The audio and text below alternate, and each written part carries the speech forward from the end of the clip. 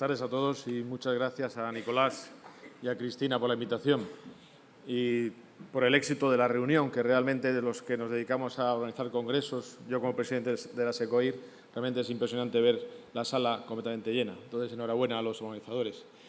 Y quiero traer un tema, quizá que ahora estamos políticamente de consenso entre todas las fuerzas políticas, pues a ver si conseguimos también llegar a un consenso sobre lo que estamos comentando. Y esta sería un poco la pregunta para iniciar un poco la experiencia personal. Os voy a contar la experiencia personal nuestra en el instituto de lo que estamos haciendo. Y esta es la clave. ¿Se puede clasificar el cono orientándolo esa clasificación hacia el implante de segmentos intracorneales? Si vemos la clasificación evolutiva de Amsler, Krummeich, Alliot, vemos como desde un estadio 0 hasta un estadio 4.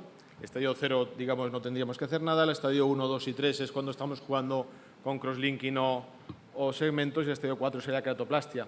Y entonces basamos el tratamiento según la progresión del queratocono.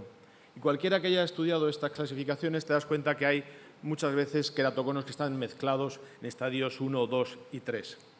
Por otro lado, tenemos la clasificación morfológica ya establecida por Ferrara con ayuda de Albertazzi, que es un tratamiento basado en la morfología. Ellos distinguían 5 fenotipos y haciendo 2 puntualizaciones: el eje de referencia, eje, como veremos después, refractivo topográfico, y el área ectásica respecto a este eje de referencia, de tal manera que salían 5 fenotipos, como veis aquí, con unos dibujos muy sencillos, muy característicos, muy didácticos también, formando 2 grupos, como 3 paracentrales y 2 centrales, como veis ahí. Bien, cuando queremos hacer el tratamiento, tenemos pues lo que está establecido y que realmente en todas las publicaciones sobre tratamientos de segmento de Ferrara se establece como lo que está ahora mismo en vigor, que es el tratamiento nomograma de Medifacos, de la casa Medifacos. Y si lo analizáis correctamente, todos los que estamos trabajando habitualmente con queratoconos vemos que se nos queda ligeramente corto y cada uno busca su solución en cuanto, desde luego, empieza a conocer algo del problema que está tratando. Los parámetros que han ido, esto es una especie de historia lo que estoy contando, para llegar al final, los parámetros que han ido definiendo históricamente el queratocono, si revisáis toda la bibliografía, son la refracción, que es cuando no había nada más, incluso hoy en algunos sitios que no pueden contar nada más con la refracción, la topografía, que fue un poco el paso siguiente en ese escalón diagnóstico, la tomografía, que ya nos daba otros datos a analizar, y por último la aberrometría. Estos eran los parámetros que nos han ido clasificando conceptualmente ese queratocono en un estadio, como decíamos antes, en una situación evolutiva. Por otro lado, tenemos los segmentos intracorneales que también se han ido desarrollando, que Ferrara ha ido desarrollando, pues vemos que son segmentos menores de 180 grados de arco, segmentos mayores de 180 grados de arco. Los menores, pues implantados en un eje determinado, que pueden corregirte más bien astigmatismo, regular o irregular, y los mayores de 180 grados, el típico 210 grados, hay otros que también ya están en el mercado, implantados habitualmente en el eje de 90 y para corregir la esfericidad, aplanar la córnea en general, no tanto el astigmatismo.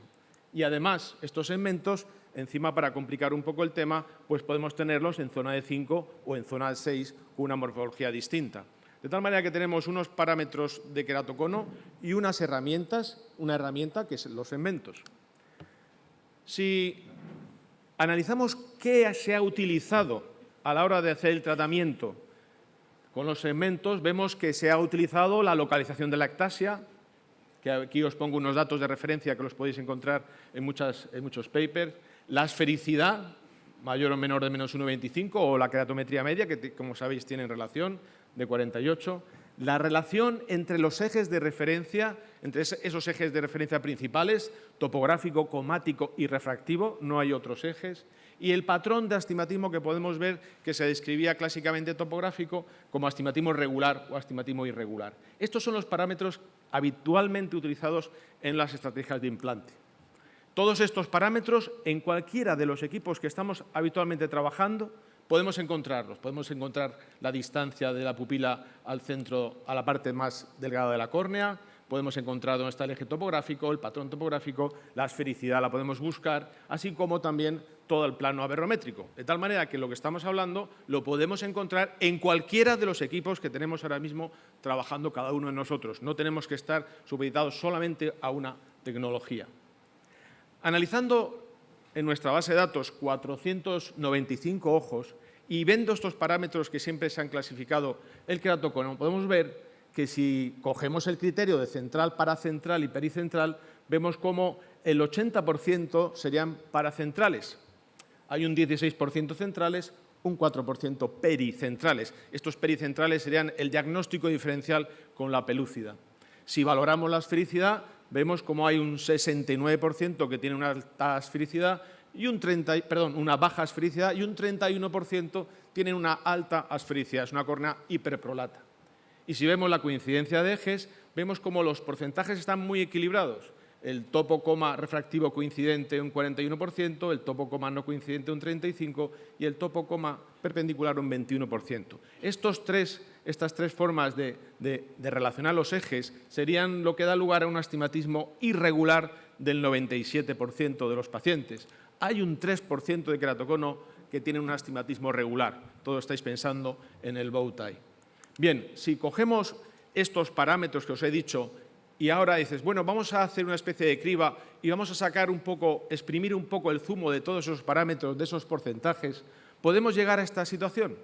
Podemos describir dos queratoconos de tipo central, que podrían ser el que tiene alta esfericidad y el que tiene un astigmatismo regular, clásicamente reconocidos por todos como el nípel o como el bow tie, y si analizamos los paracentrales, vemos cómo tenemos esos tres grupos que decíamos, coincidentes, no coincidentes y perpendiculares. Los pericentrales, todos son topo coma refractivo coincidentes. De tal manera que, con todos esos porcentajes que decíamos antes, al final salen los 5 fenotipos que nos han dicho desde hace tiempo, morfológicamente, que se pueden distinguir. Esto sería una especie de clasificación automática, efectivamente, porque si tú pones unos parámetros de centralidad y unos parámetros de esfericidad y unos parámetros de relación entre ejes, te sale automáticamente, ya estamos hablando de una clasificación automática, metiendo esos datos, del 95% de los queratoconos que podemos ver en la clínica. El 37% serían topo coma refractivo coincidentes, el 31% no coincidentes, más de 30-60 grados de desviación, 16% topo coma perpendiculares, 8% con alta esfericidad y 3% con astigmatismo regular. Este 95%, dices, ese 5% que se escapa son situaciones en las cuales, podéis imaginaros, son queratoconos paracentrales con características de alta esfericidad o queratoconos centrales con astigmatismos irregulares. Hay casos, como se puede imaginar, mixtos. De tal manera que dices, bien, nosotros cuando nos encontramos esos tres paracentrales, ya tenemos que pensar en los implantes asimétricos de menos de 180 grados de arco y zona óptica entre 5 o 6, depende de dónde se localicen, depende de la distancia que tengamos. El nomograma de Medifacos, por ejemplo, entra bien dentro de esta situación, dentro de estos queratoconos paracentrales. Cuando hablamos de altas esfericidades, Ferrara se ha cansado de explicarnos y decirnos que pongamos un segmento de 210 grados de arco en zona de 5. Y cuando tengamos un astigmatismo, un queratocono central con astigmatismo regular, es lógico pensar también que una pajarita simétrica poner 2 segmentos simétricos en zona óptica de 5. Nuestra obligación es ahora, con esta idea, tenemos que desarrollar cada uno de los fenotipos y ver qué cantidad de plástico metemos para que ese procedimiento sea más predecible. La parte terapéutica lo tenemos bastante bien conseguido. Tenemos que conseguir el nomograma más predecible posible en cada uno de los fenotipos que hemos comentado.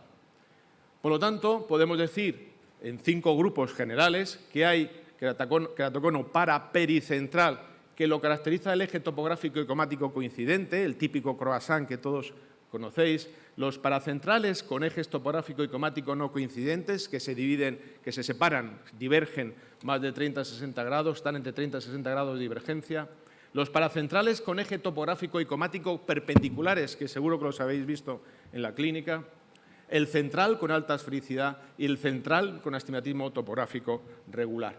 Esto es lo que os propongo para, si estáis de acuerdo, empezar a trabajar cada uno en los fenotipos y dentro de cada uno de los fenotipos conocer cuál es el tipo de tratamiento que mejor, o el protocolo de tratamiento que será mejor para cada uno de ellos.